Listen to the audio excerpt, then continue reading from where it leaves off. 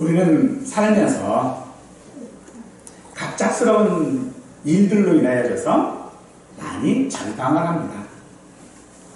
뜻하지 않은 교통사고라든지 또 암과 같은 어떤 병의 선고라든지 또는 사랑하는 사람들의 죽음 등 그런 일들은 사실 갑작스러운 일들입니다. 그래서 사람들은 그런 일들이 일어날 줄을 난 꿈에도 몰랐다라고 말들을 하지요. 절망은 그래서 모르는 것으로부터 시작되고 모르기 때문에 대비할 수 없는 것들입니다. 하지만 사람들은 모르면서도 대비하려고 하지요. 우리 성도들도 그런 갑작스러운 일들 또 내일을 모르는 것은 세상 사람들과 다르지 않습니다. 우리에게도 갑작스러운 일들은 얼마든지 일어납니다.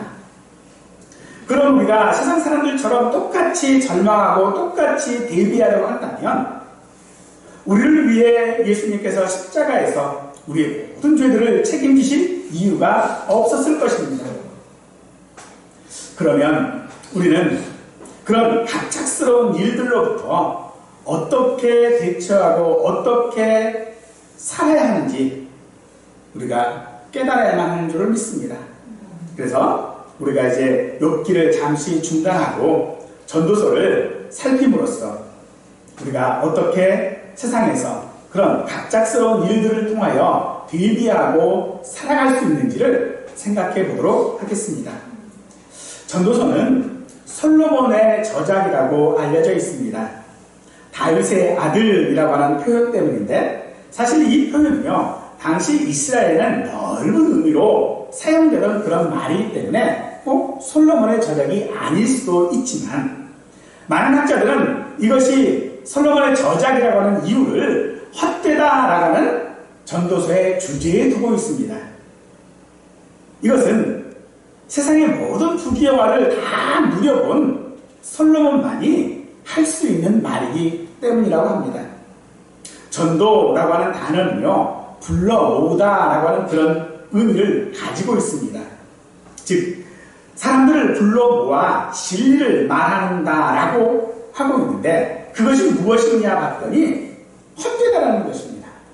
이 헛되다라고 하는 말은요 히브리어로 헤벨이라고 이야기를 하는데 이는 입김 혹은 안개, 이슬과 같이 잠깐 있다가 사라지는 것을 의미하는 말입니다. 이런 것들은 잡으려 해도 잡히지 않는 것들이고 그래서 그것을 헛되다라고 말하는 것입니다. 전도자는 사람들을 불러 모아놓고 사람이 살면서 수고하는 모든 것들이 헛되다라고 합니다. 무엇이 그리 헛되다라는 것입니까? 이렇게 살면 되겠다 싶어 살아왔는데 살고 보니 그게 아니었고 열심히 살면 되리라 생각하고 열심히 살았는데 열심히 해도 안 되는 건 안 되는 것이 그때 알게 되는 것이 헛되다라고 하는 것입니다. 전도자가 이르되 헛되고 헛되며 헛되고 헛되니 모든 것이 헛되도다. 해 아래서 수고하는 모든 수고가 사람에게 무엇이 유익한가 라고 합니다.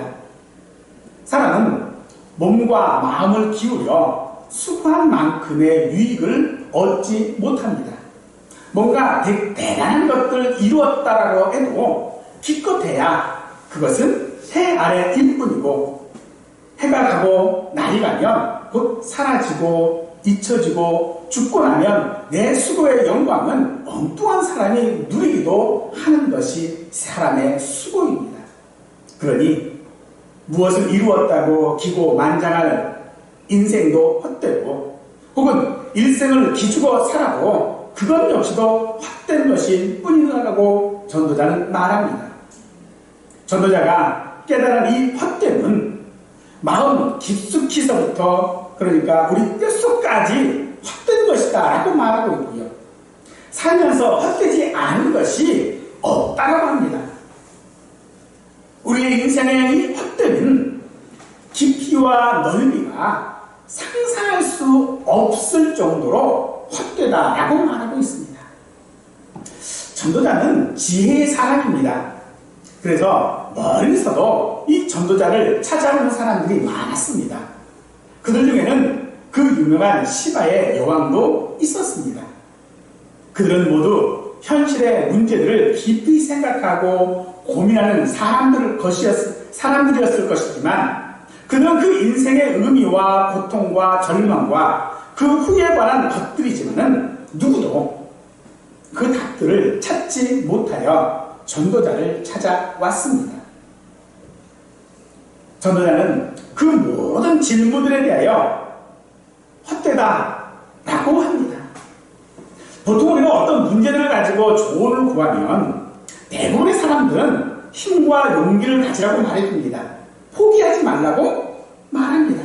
심지어 정확한 답을 제시하기까지도 합니다. 하지만 전도자는 헛되니 모든 것이 헛되다라는 말만 반복하고 있습니다. 사람들이 절망에 대해 할 수 있는 그런 흔한 위로의 말은 문제의 핵심은 건드리지 않는 말들이 사실 대부분입니다. 그래서 우리가 그런 말들을 듣기를 좋아할 때 일종의 그 말들은요, 마취제처럼 일시적인 안정감을 주기는 합니다만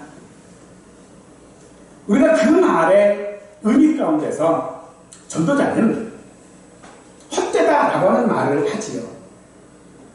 그 답은 결코 우리를 편하게 하지는 않습니다. 뭔가가 불편하게 만드는 것이 분명하지요. 그럼에도 전도자가 이렇게 헛되다는 말을 여러 번 반복하는 이유가 무엇입니까? 정말로 사람이 산다라고 하는 것이 헛된 것입니까?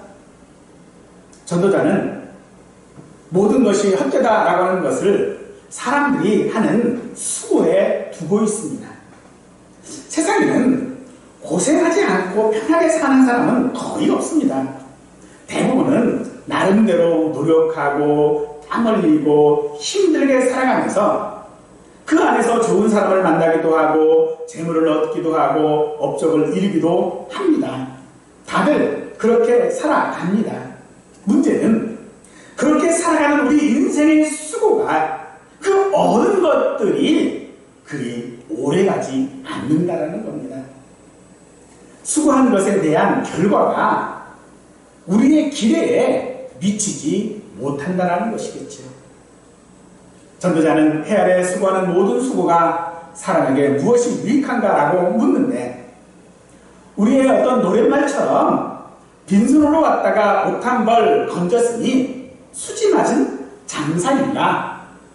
그렇게 전도자는 우리에게 지금 묻고 있는 것입니다. 세월은 우리에게 여러 가지 것들을 안겨주기는 하지만 사실 다시 그것들을 하나씩 둘씩 앗아갑니다. 행복은 왔다가 이내 사라집니다. 무엇을 얻으면 무엇을 잃어야만 합니다. 그러니 우리 인생의 마지막에는요, 사실 남는 게 없습니다.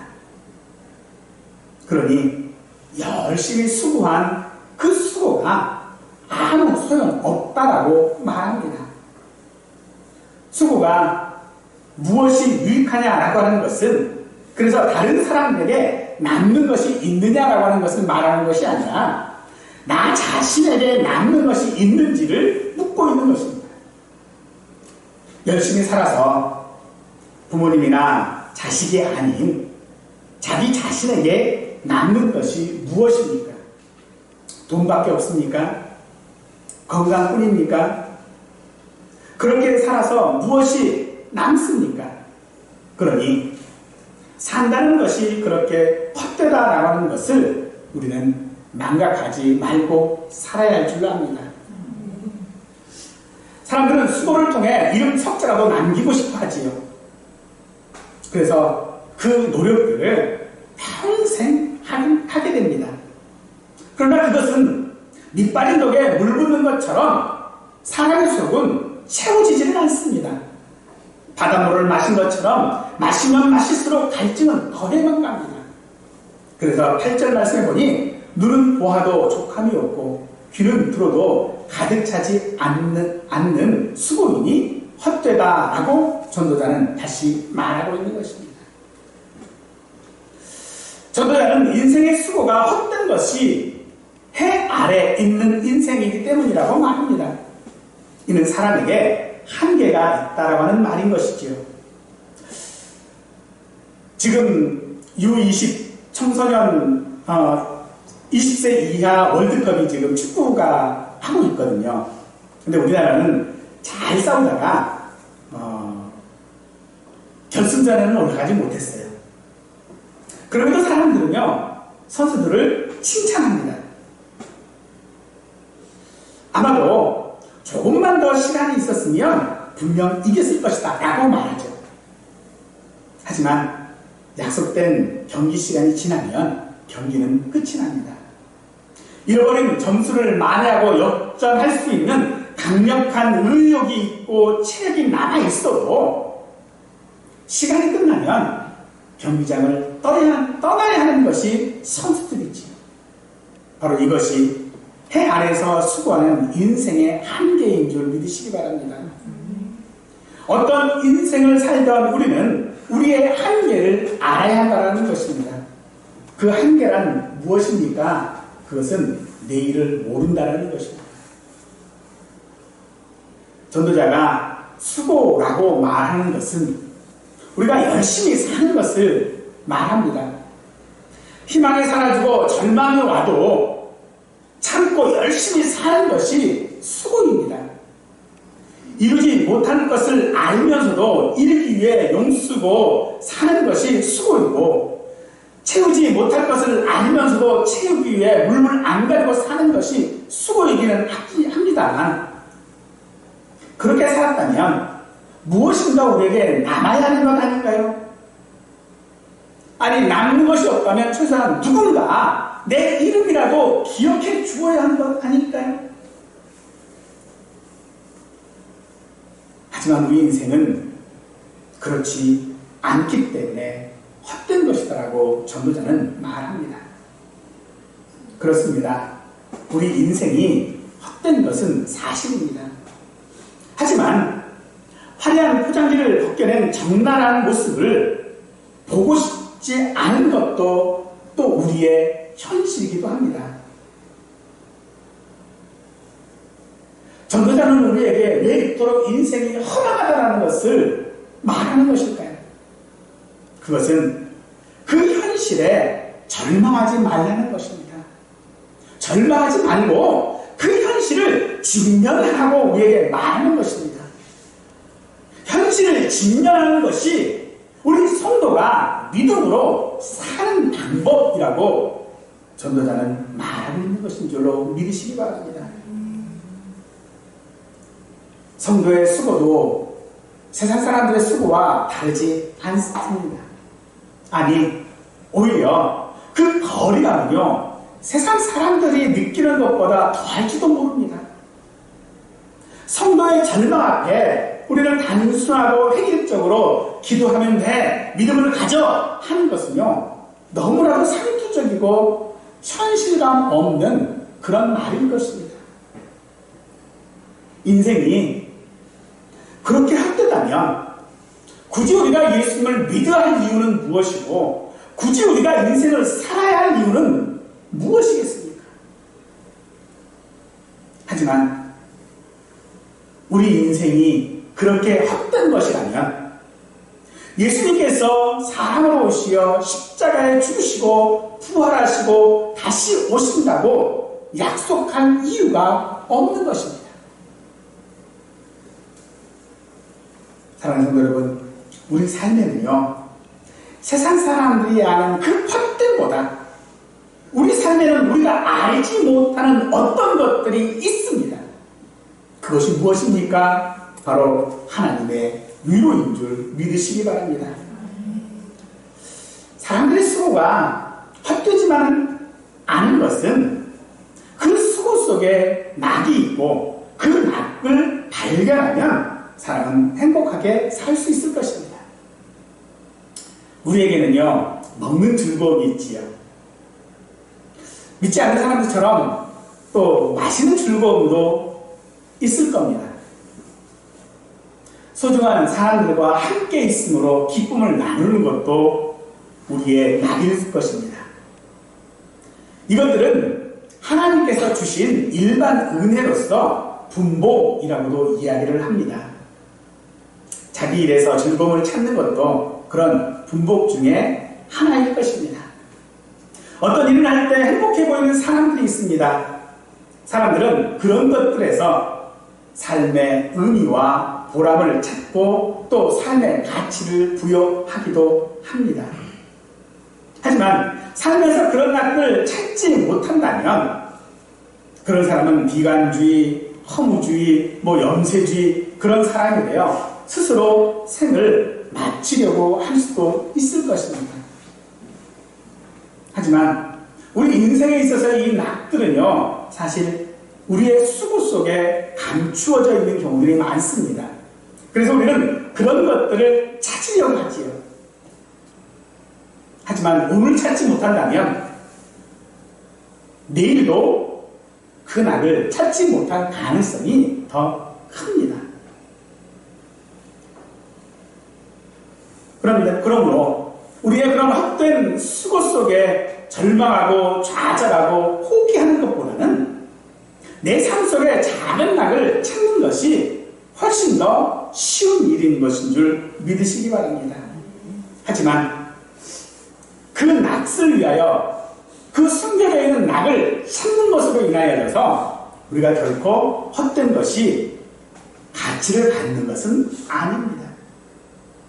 그러면 우리 성도들이 어떻게 해야 우리 삶 가운데서 정말로 가치를 찾을 수 있을까요?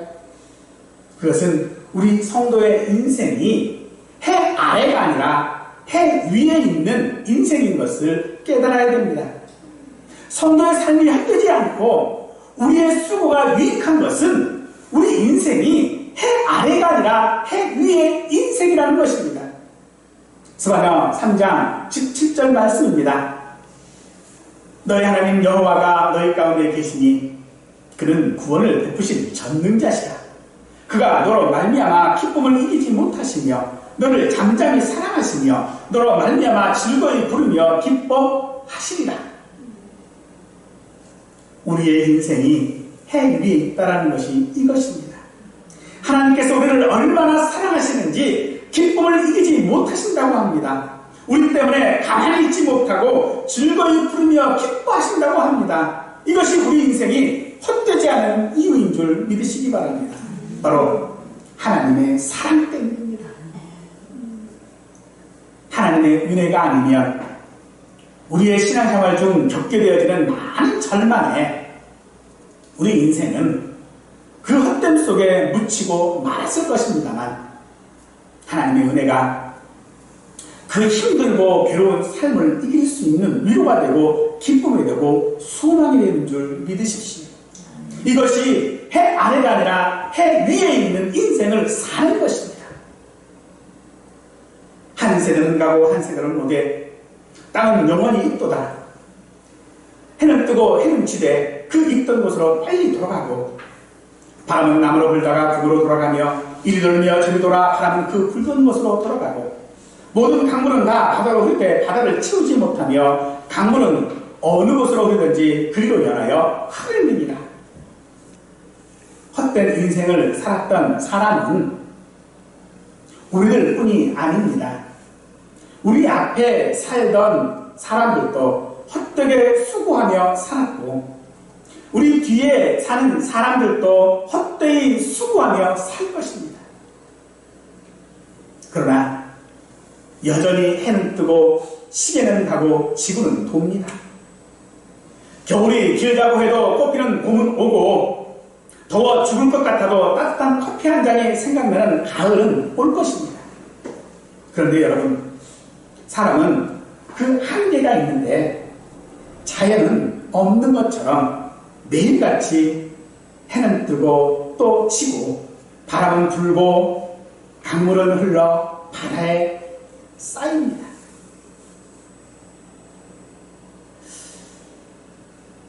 이것은 마치 주객이 전도된 것 같습니다. 하나님께서 세상을 만드신 것은 우리 인생 때문입니다. 우리 인생을 위하여 세계를 만드셨거든요. 그런데 그 인생은 한계를 가져 그저 한 세대를 살다가 갈 뿐이지만 하나님 만드신 그 자연세계 만물은 계속 되고 있지요. 이것은 우리가 뒤집을 수 없는 것입니다. 그런데 여러분, 그 사실이 하나님께서 우리에게 주시는 위로인 줄 믿으시기 바랍니다. 아무리 인생이 가치 없다 할지라도 하나님 그 인생을 위하여 영원히 존재할 만물을 만드셨다는 것입니다. 오늘 이 땅에 있는 모든 것들이 마치 허무한 인생을 살고 있는 것 같은 내 인생 가운을 위하여 하나님이 만드신 것이라는 것입니다. 하나님은요, 이 땅의 모든 것들을 사실 만물이 돌아가는 그런 섭리 가운데 있게 하셨는데 그 섭리 가운데 맞추어 사람을 살게 하신 것이 아니라 사람에 맞추어 그 모든 만물들을 섭리하고 계시는 줄 믿으시기 바랍니다. 누군가가 세상의 중심이라고 외치는 사람이 있었는데 사실 이 땅에서 하나님께서는요, 저와 여러분들을 중심으로 만물을 섭리하시는 줄 믿으시기 바랍니다. 해는 반드시 동쪽에서 떠서 서쪽으로 치고 정처없이 떠돌고만 같은 바람도 바람길이 있습니다. 그 정해진 길을 따라 자연은 순환합니다. 강물은 물길을 따라 바다로 흘러가지만 결코 바다를 치우지 못합니다. 자연은 만물들은요, 그렇게 돌고 돌고 돌고 열심히 움직입니다. 오늘 말씀해 보니까 해는 또 그 떴던 곳으로 빨리 돌아간다라고 하는데 그 원어적인 의미를 보면요, 헐떡거리며 달려간다라고 하는 그런 의미를 가지고 있습니다. 자연은요, 헐떡거리면서 하나님의 섭리를 따라 움직인다는 거예요. 우리 인생으로 비유하자면 만물이요, 얼마나 열심히 부지런히 살고 있는지 모릅니다. 만물들도요, 그렇게 서로 순환하려고 얼마나 고생하는지 말로 다 할 수 없다는 것입니다. 그런데 그 만물은 그렇게 돌고 돌고 도는데도 불구하고요, 피곤해하지는 않습니다. 만물은 헛되이 부지런하지 않았고요, 헛되이 반복하지 않습니다. 그것은 바로 우리 인생을 위로하시는 하나님께서 그렇게 하시기 때문입니다. 그러므로 오늘 우리의 삶도 마찬가지입니다. 사는 사람들이 세상에 의해서 헛되다 헛되다 헛되다라고 말하지만은 결코 우리의 인생이 헛되지 않은 것은 하나님께서 우리 인생을 붙들고 계시는 줄 믿으십시오. 그러므로 우리가 사는 것은 삶 안에서 사는 것이 아닙니다. 죽지 못해 사는 것이 아닙니다. 우리가 사는 것은요, 하나님의 위로가 있기 때문인 줄 믿으십시오. 하나님의 위로를 알지 못하면요, 해 아래서 수고하는 모든 수고에 살 소망이 없을 것입니다. 우리가 사는 것은 우리 인생이 해 위에 자정하시어서 우리를 살피시고 도와주시리라 약속하신 그 하나님의 위로가 있기 때문입니다. 요한복음 9장에 보면 제자들이 한 맹인을 보고 누구의 죄인가? 라고 묻습니다. 예수님은 그 누구의 죄도 아니고 이것은 하나님이 하시는 일을 나타내고자 하십니다 라고 하시면서 맹인의 눈을 고쳐주셨습니다. 사람들이 그가 맹인이었던 것을 알기 때문에 그가 눈을 뜨고 걸어가는 것을 보고 놀라지요. 그리고 그에게 묻습니다. 도대체 어찌된 일이냐? 그는 말합니다. 말합니다. 예수라는 사람이 내 눈을 뜨게 했다. 예수라는 분이 나를 보게 했다. 그러면서 사람들은 묻습니다. 도대체 예수가 누구냐?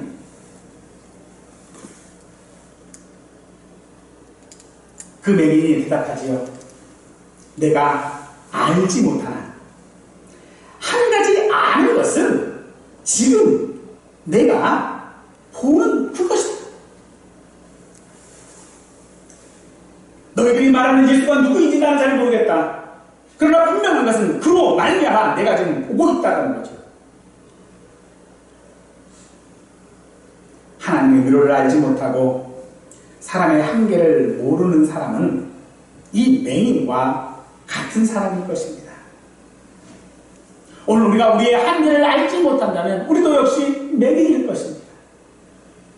그러나 그 맹인의 눈을 뜨게 하신 예수님께서 우리 인생의 한계를 알게 하셨고 그 한계 속에 하나님의 위로가 있음을 우리로 알게 하신 손으로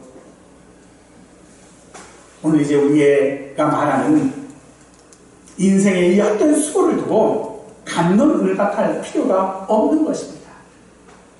오늘 우리가 알아야 될 것이 있습니다.